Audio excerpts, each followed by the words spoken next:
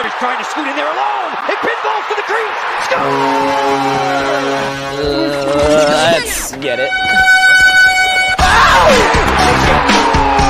Oh my God! Here we go. You're listening to the Pod Street Bullies podcast with your hosts, Derek. How you gonna get it, Bobby? John. Matt Casey. Unnecessary, but totally necessary. And Cody. What's not to love?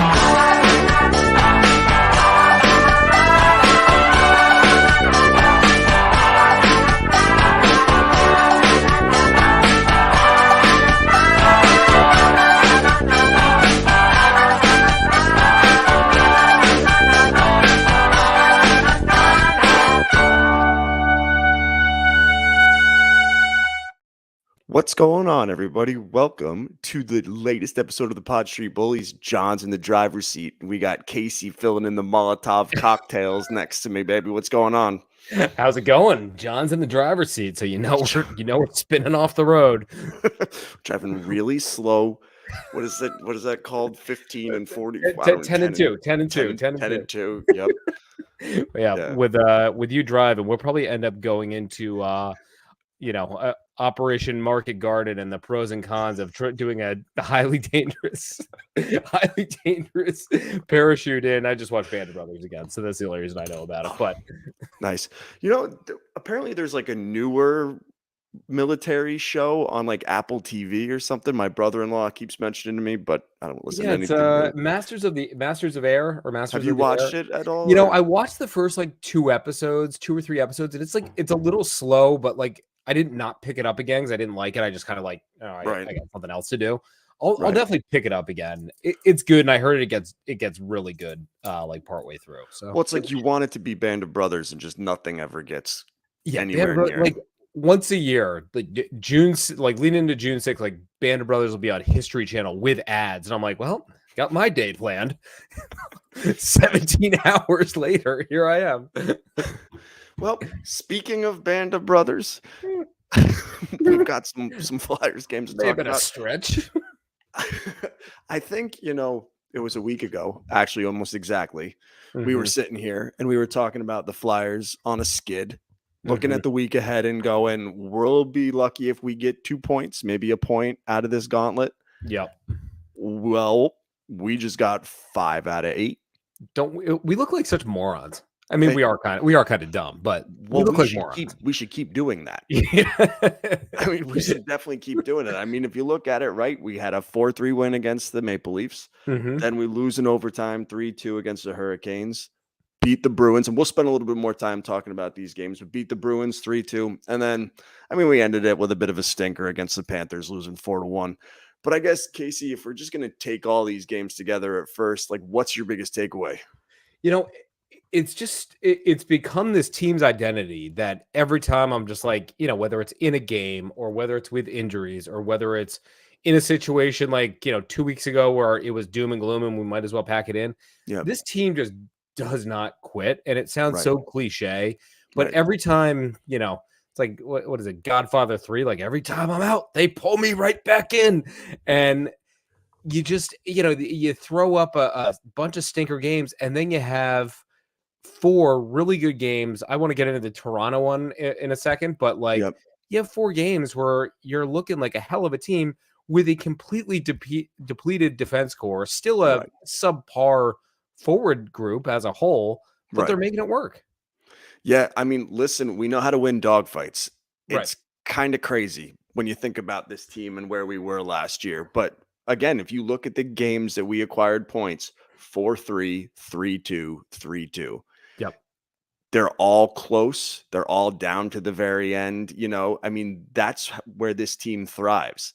And they're playing right now. Their biggest strength is that they're playing such good structured hockey, like team structure.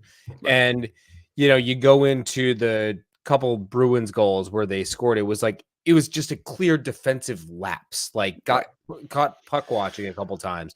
The moment, and the penalty kill has been good all year, but the moment we go on the power play and we get out of that 5-on-5 structure, or God forbid we're on a 4-on-4 or a 3-on-3, Right. we're just like, all of a sudden we turn into just dumbasses and can't figure it out. But when we are 5-on-5, I would argue we're skating with the best teams in the league and doing it better.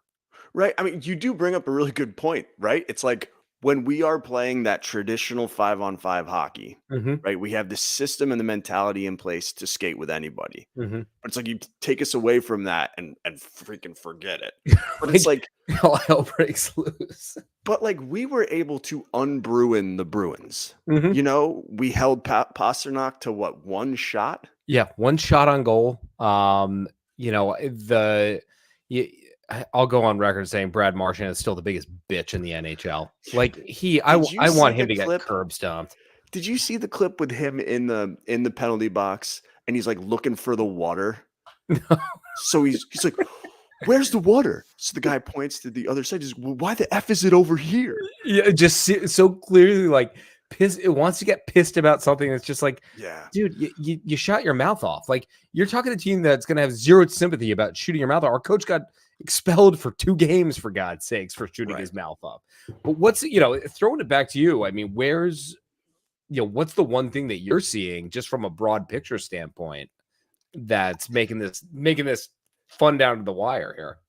I mean, I really do think, and I think I've already said this term, but it's like that dogfight mentality where it's like, I really saw us go up against superior talent and able to like kind of suck the life out of them a little bit, where it's like, you know what, you're going to play our style. And at the end of the day, you might still beat us because you are technically a better team than us, but you're going to really have to freaking earn it. Right. And when you look at like that Boston game, when you have such a star-studded roster and you're giving up goals to guys like Heinen and whatever the hell the other guy's name was. Yeah. Yeah. I'm okay fourth with game that. or something like that. Yeah. It's like, because you're shutting down the stars, you're shutting down the real difference makers. And when you start thinking about the playoffs and the players that like you really have to look out for, like this was encouraging hockey to see. This looked like, I mean, that Bruins game looked like a playoff brand of hockey. And I would say that is probably one of the more complete wins, and not just the way that, not just the win. A win's a win. And, I look back at the San Jose game a couple weeks ago. I was like, oh, that's a win, but that was ugly. Yeah. Like this was a win that was just earned, and it was earned in a lot of different ways. Like you had to, it was just stick on stick for 2.5 periods. And then all of a sudden at the 10-minute mark in the third, everyone's like, okay, all right, let's do a little running gun here. And then all of a sudden it was like 5 goals within 10 minutes. And, things are going nuts. But, I think the other cool thing is you're getting goals, connecting scores too, which is great. Forster, I mean, that shot was just a thing of beauty. Keep shooting the puck, young man. Yeah. And, I think earlier in the game, he had another snipe that went right off the post in the first period. So you can see that confidence getting better. But even Tippett, who didn't score, but he had some really good chances. I don't want to give these guys too much credit, but so the goalie, Terrian, was on a riff last week, or maybe it was earlier this week, about him getting a little John LeClair on him and lowering the shoulder and going to the goal and like doing that thing, and how hard it is for a defenseman. You saw him do it at least twice, maybe 3 times in that Bruins game. And it's just a matter of time before like that starts going. Then all of a sudden it's like, oh my God, if this guy's doing that, then the defense backs off and all he has to do is a little change of direction. And he has that snipe of a shot. Like he can be an absolute weapon once he figures out how to put it all together. And then he's a goddamn speedster at that. Right. I mean, and I think like putting it all together is a key thing with this team if they want to be successful and, maybe steal around, where it's like, I just feel like we have these offensively gifted players that just never seem to be gelling at the same time. Yeah. And, the Morgan Frost debate, like it's tough for me to hate on Morgan Frost right now. Like, I think it is, probably a subject of him playing with good talent in Konechny and Tippett for the most part. And you're seeing that line become a real dangerous line. I think the risk that you have is like your second line is Paling and like, no harm to him, but like there's kind of a drop off there. Right. So, but I do want to backtrack for a second to that Toronto game, because I think that everybody's saying Boston is a signature win. And yes, that's an amazing. I think Toronto, if we are, knock on wood, if we are to actually make it to the playoffs, that Toronto game is the most important game of the season, because I don't necessarily think we played very well. I don't think we played poorly, but I don't think we played well. And Urson, boy, did he get some help on the from the pipes. And, you know, it was just like kind of a nasty nothing game that we just squeaked out, but you could just see the confidence starting to build and starting to build. And so I think that game, you know, looking back 2.5 weeks from now, if things go well, that's going to be the game we look at and go to, okay, that could have gone one or two directions and it went the right direction. Well, and if you think about it too, right, it stops a slide. It goes from losing 6-2 to Toronto, losing 6-5 to Boston, you know, to if you lose that game again, it's like, okay, you know, Washington is hanging in there, right? It's like, okay, we're cooked because now we've got to go to Carolina after getting our asses kicked again. And then we've got, you know, Boston and Florida.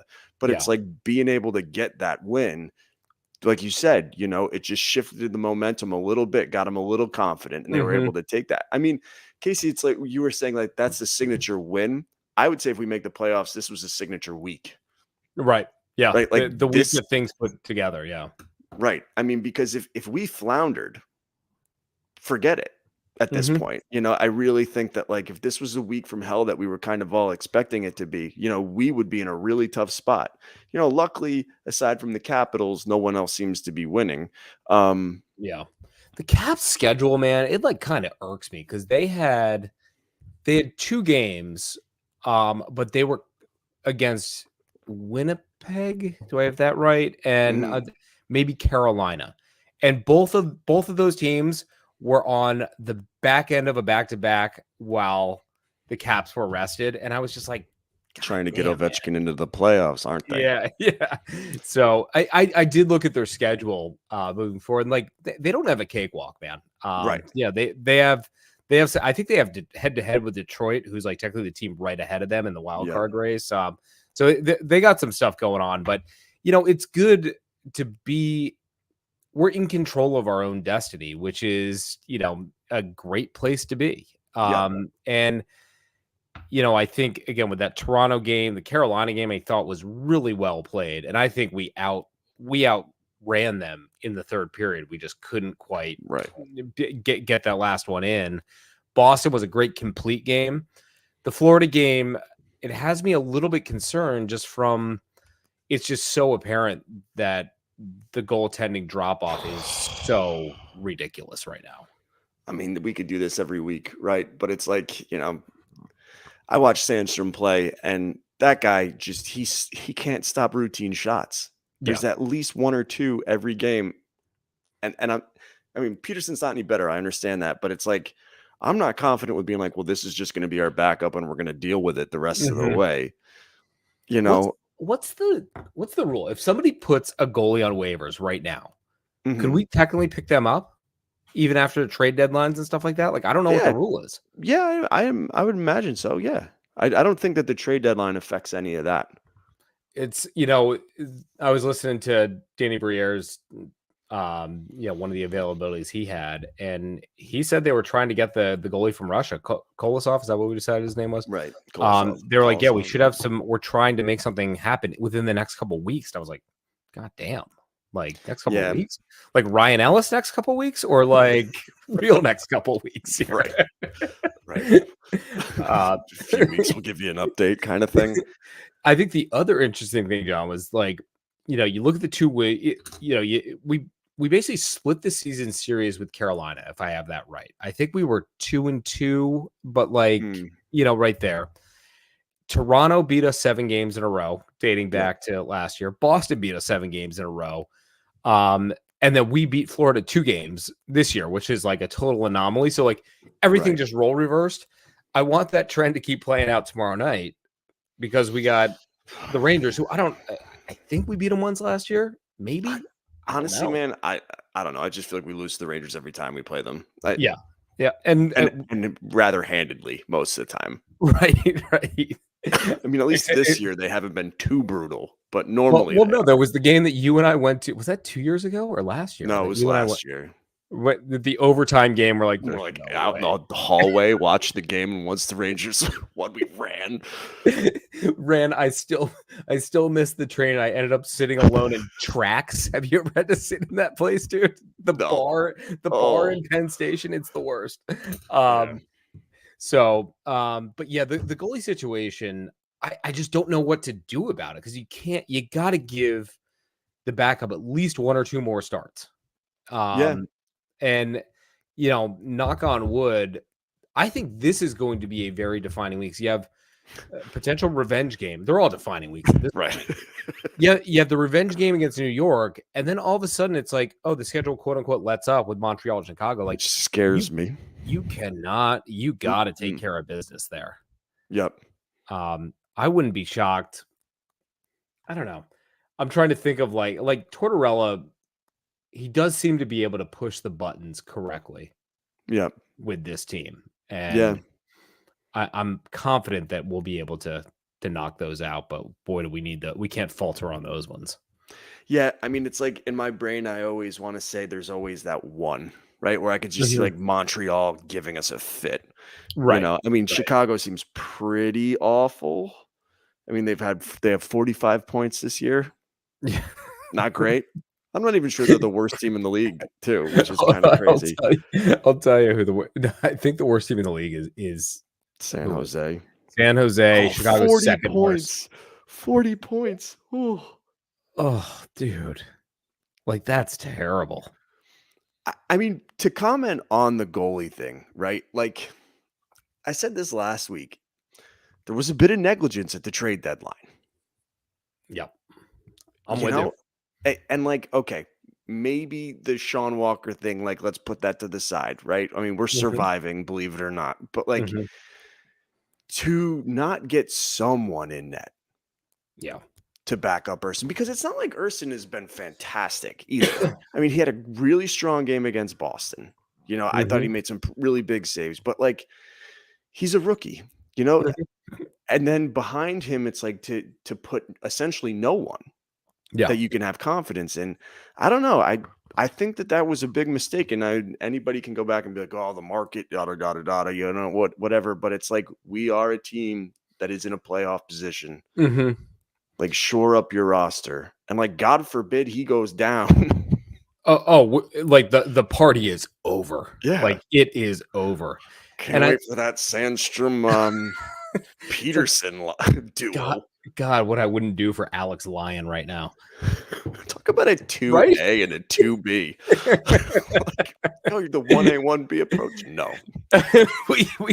But you're right with the goaltending stuff at the trade deadline. Give up a third. I'm okay with that. Right. I don't care about a third round pick when the basis of this quote unquote rebuild is going to be 2 first round picks 3 years in a row. Right. And starting with last year and then for the next 2 years. And, somebody keeps quoting the stats of like, what's the percentage of a third round pick making? It's like 6% or something like that. I made that up, by the way. That's not official. Right. Well, if I was the GM of an NHL franchise on a rebuild, like, I would say my first and second round picks for a few years are untouchable, but everything else is free game. Yep. Right. It's like, because you can use those to acquire other assets, whether it be for the now or, get a prospect already that you happen to like. Speaking of assets that we acquired, I am pleasantly surprised with Eric Johnson. Eric Johnson.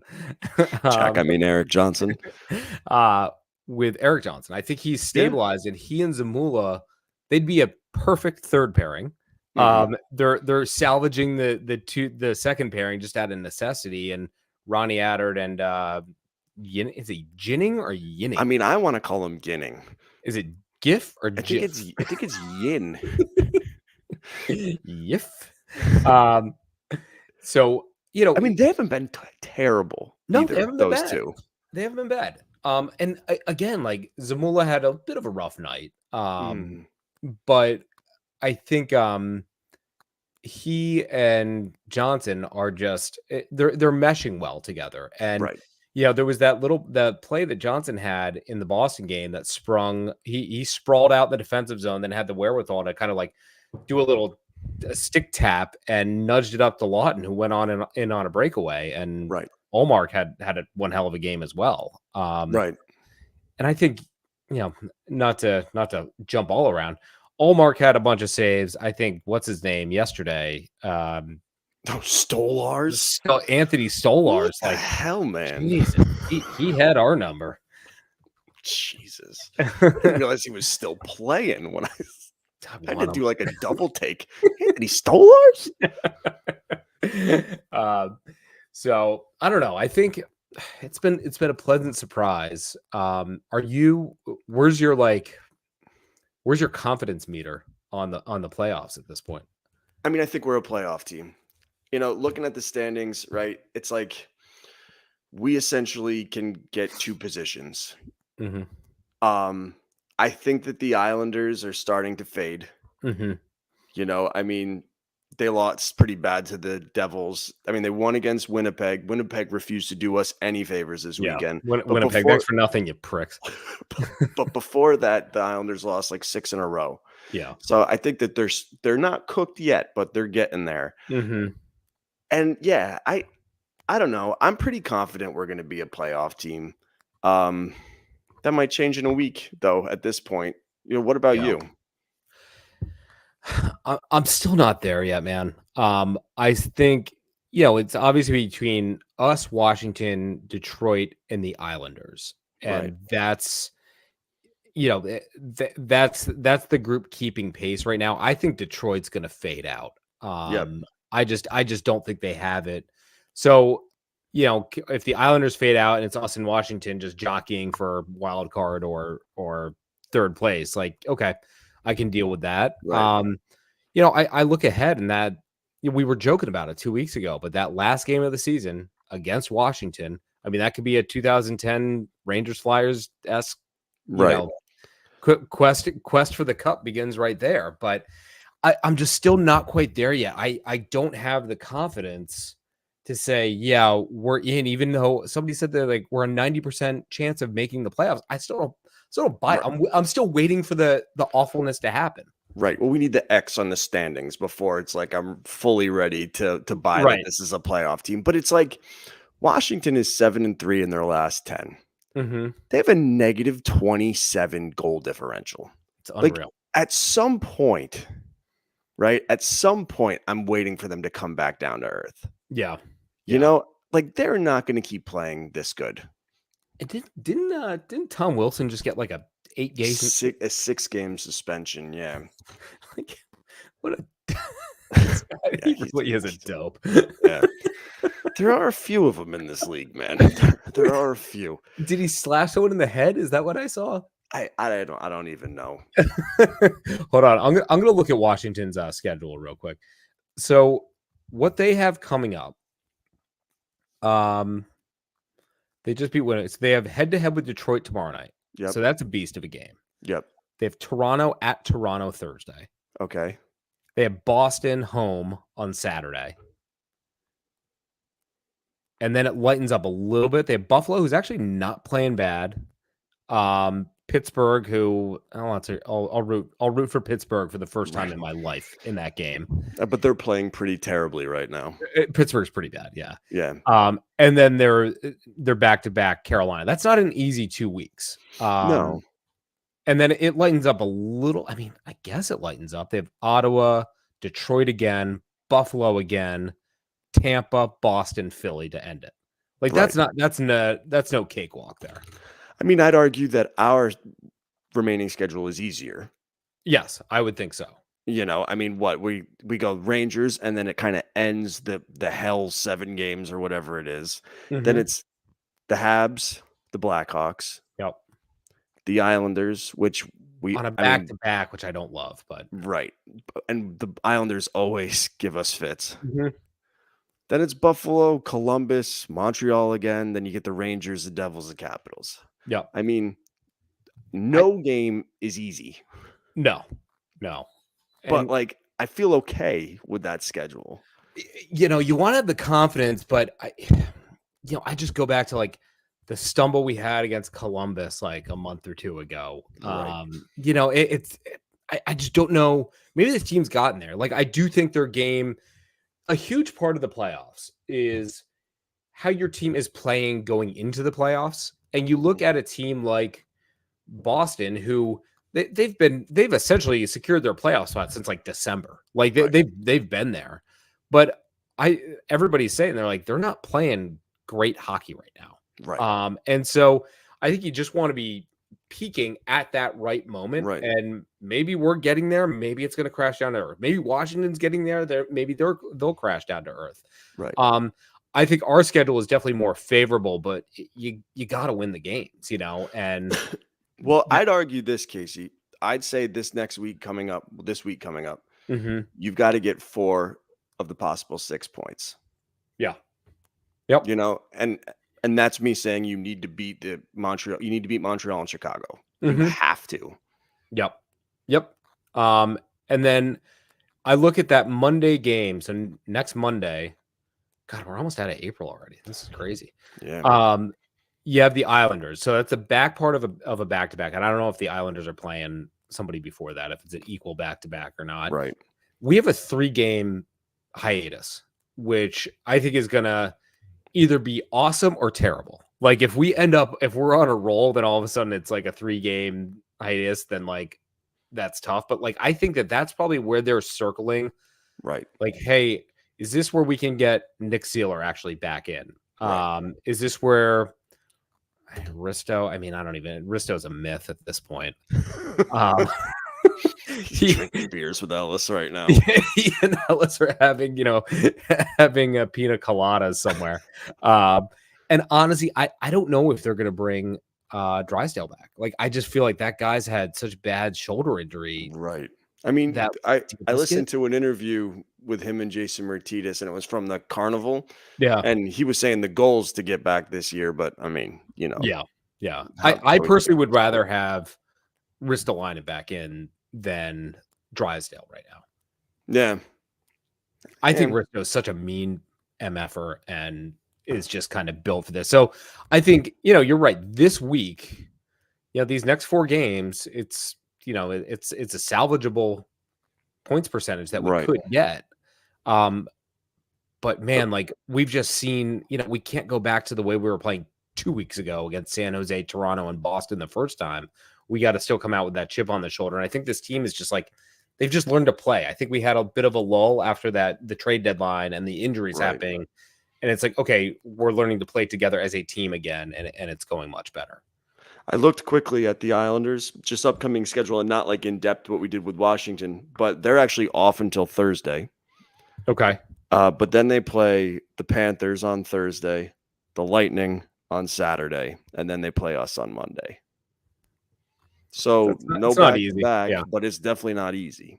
Are they down in Florida, I assume, playing those games? I mean, the way ESPN puts it, yes, they're in Florida.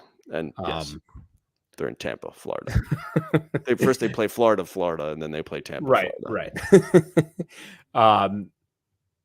Yeah, I mean, that's not easy. And then, you basically have a travel day coming that next day off of that. And who knows where your team's going to be. But you're right. We just, there's those teams that we just don't match up well against. And I feel like the Islanders, ever since that bubble playoff, we've just like had a mental block with them, even though the team's completely different. Well, I think you've said it. We just don't match up well with teams in our division. Right. Yeah. I mean, if you look, it's like the Rangers give us fits. I mean, well, they don't give us fits. They whoop our ass. Yeah, they beat our ass. Yeah. The Islanders give us fits. The Devils give us fits. It's like, it's all these teams in our division that we just can't seem to beat on a regular basis or ever.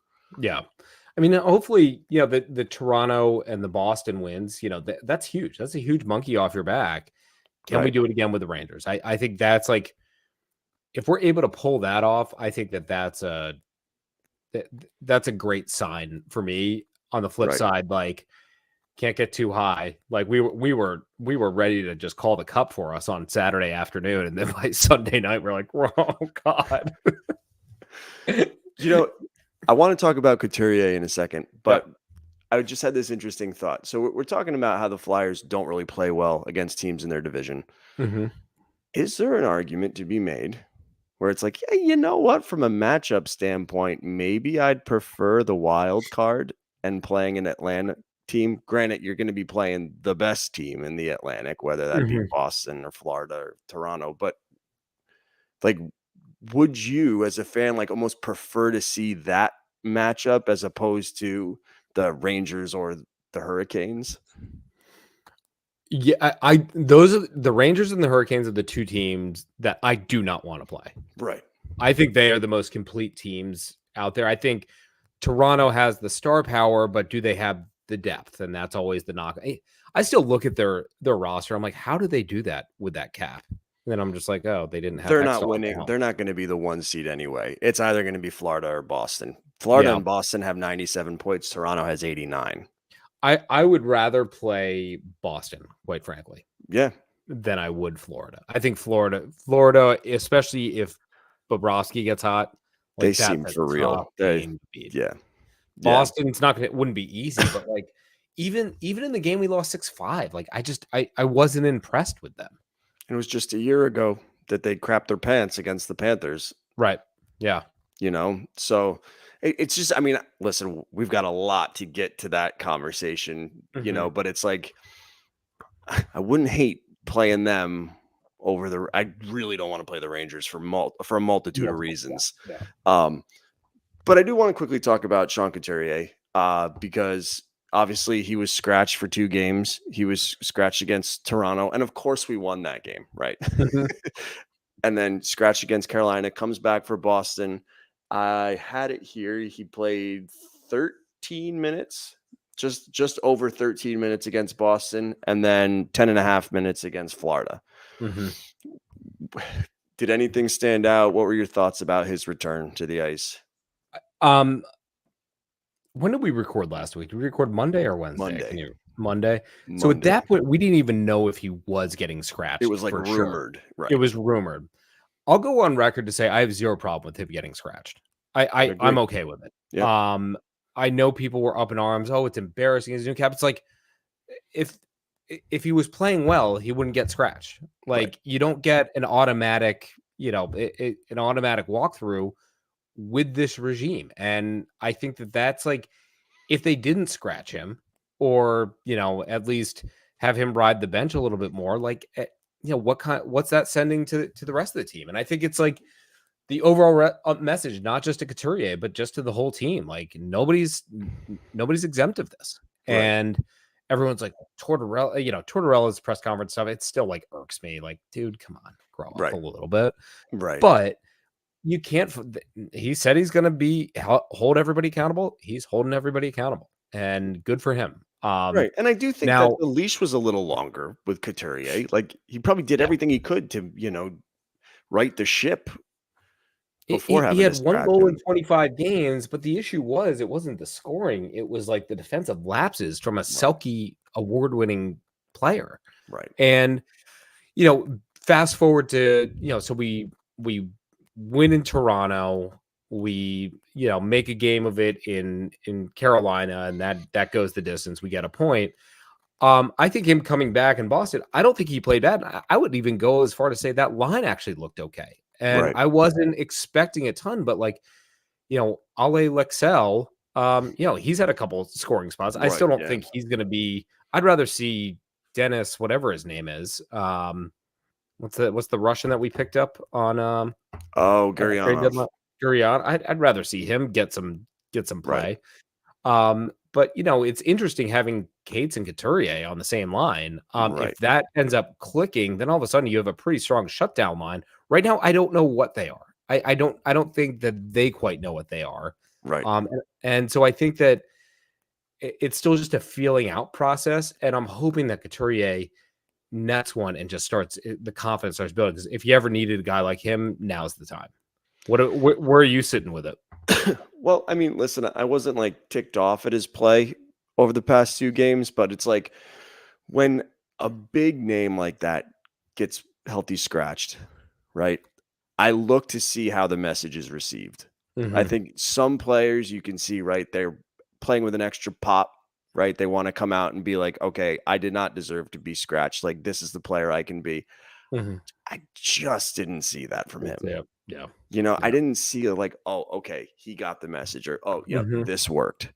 Like we talk about him and Cates being on a shutdown line. Well, that's great, but did you see what Sean Couturier is making? Right. Yeah, exactly. Shutdown line isn't going to make me happy with that guy. And, he was being played a lot in the beginning of the year, right? His ice time was crazy. I think we were all a little concerned if, he would start to peter off a bit. And he did. Yeah. And he did. I mean, more than a bit, a lot of bit, but I don't know. I just like, Nope, you there? Yeah, can you hear me? No, John has frozen. Oh, no. There you go. You're back. Okay. That wasn't frozen on my end. We were all here. That was gonna be like, in Wayne's World when like Wayne leaves the thing and it's just Garth. He's like, I'm having a good time. Not. I just had a pure moment of panic. I just think that like Sean Couturier cannot be a fourth line player. No. I mean, let's get through the season. I hope he turns things around, but it's like we're really going to have to evaluate what things are going to look like if like that continues. Yeah. You look at where the Cap's lying right now. It's like Couturier on the fourth line. Atkinson, right. has his standing reservation in the press box. Right. You have Cal Peterson making like what, $4 million? Like, is that what that guy's making? Yeah, $4 million. And then you have that other schlep who we picked up at the trade deadline who can't even Johansson. play. Yeah, Johansson. Like, I mean, we have like 12 million just sitting around right now. Annie, like I get it. Like we can eat money, get a few more assets. I understand that, but chill. Chill out, right? Chill out. Chill out with the eating money. Is it bad that we've just completely written Atkinson off? Yeah, I kind of forget about him. Yeah. Is this his last year or is it next year? I think he's got one more. Yeah, well, I mean, I don't think you can I don't know. trade him. I don't know. There's a buyout or something coming in there, right? There's got to be. There's got to be, or maybe he retires. I do think he would be great in player development or something like that. But like, it's just clear he's not keeping pace at this point. Right. Maybe he is one of the guys who ends up, if the team flattens out a little bit, it's like, all right, we need a jolt of energy. Like Cam, you're in. Like, this is going to be your death rattle here. Let's see what you can do. I mean, and I'll never question effort with a guy like him. It's just like, it's clear that injury really screwed with him. Yep. Absolutely. I mean, anything else we need to talk about? I mean, we've kind of talked about the week ahead already. Yeah, I think, it really is, as cliche as it is, it's like a one game at a time mentality. And you look at and you got this beast Rangers team, but I think they're beatable. And I think I'd love to see this pattern of bucking the teams that have kicked our asses, flip it out on the back on the other side of it, like we did with Boston and Toronto. And if there ever was a team I was the least confident that we would beat, though, it's the Rangers. Yep. I agree. I mean, I hate saying that, but and I guarantee, I'll be in the office in New York tomorrow, and like I guarantee, like all the hey, bud, you going to the game tonight? It's like, no, I don't want to hang out with you guys. Like, piss off. I was driving my kid to religion last Thursday, and this guy behind me, but in the next lane, we're at a red light, wailing on his horn. Mm-hmm. So finally I turn around and he rolls his window down and he puts up his Ranger hat because I have the Flyers sticker on my back. He's like, "Go Rangers!" He's like, "Go Rangers! You guys are having a great season, though. I love you, coach." Reagan's in the back like, "Dad, just don't say anything. Just don't say anything. Just wait for the light to turn green. Roll them up." Yeah, it's a different breed. It's so obnoxious when they're actually good because all that half-ass Rangers fans come out of the woodwork with their corporate attire and throwing a jersey on. I'm just like, go away. It takes them about 2 weeks to lift the rock up to get out from underneath it. But in Philly, our guys are still wearing cargo pants and visors, for God's sakes. That's our kind of fan. When was the last time you've actually been to like a Flyers game in Philly? last year, actually, a year ago today. They beat the Red Wings. Yep. There's some. I mean, there's just some mutants. I mean, we really do have like just a mutant fan base, and it's amazing. Well, the only reason that you're not saying that about the Rangers is because that's all business meetings at Madison Square Garden. Well, what nobody talks. I mean, I guess people do. Like everyone's like, you should see Islander fans. Oh yeah, that's like one of the talent that I work with. Like actually is like a big Islanders guy. He's like, oh, you should come out to this Flyers Islanders game. I'm like, dude, I'm not going out there. Just Joel the entire time, just Billy Joel. The only time I've been out there was for like SummerSlam 2007. I mean, Nassau Coliseum. I've been to UBS Arena twice for Disney on Ice. Yeah, I mean, it's a really nice place. Right. It's a nice new arena, but no, yeah. I went to the Nassau Coliseum a few times, and I had somebody in the parking lot throw a full can of beer at the back of my head. Full can of beer. It could be so nice to go to a Columbus game or something. It's like, hey everyone. You wish you had your spidey senses. You like turn around, catch it, and chug it. Oh shit! All right. Well, I think that's it. Considering that now we're talking about crappy New York hockey fans. So our affiliates are Flyers High and Wide and 5 Minute Major, and you can find those on their Twitters or their X's. We have X's. We have X's too.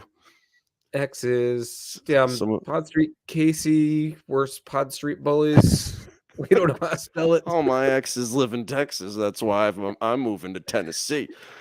And on that note, bye now.